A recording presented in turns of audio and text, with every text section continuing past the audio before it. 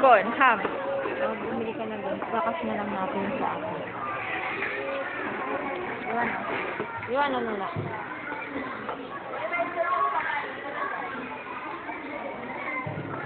Done. Drums. Ayan, drums. Ama, sinabi namin pa sa una, no?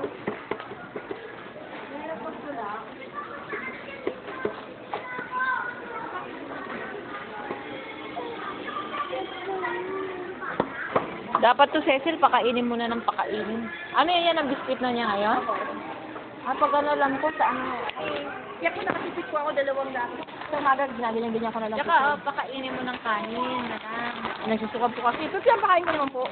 Kasi mas maganda kung talagang rice na lang siya. Wala hangin ito. Ano lang nga, wala hangin. Oh.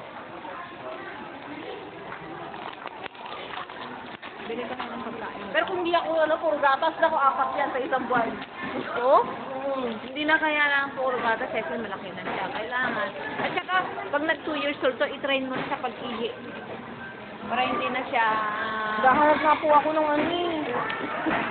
Bakal? Kasi malikat po siya, hindi ko pwede sa kanya plastic eh. Hindi, yung kukupo siya. Opo. Wala tayong bakal na magbibili na. Ay, meron pa yan. Bigyan mo nga siya. O, kumuha ka na ng ano mo, pagkain.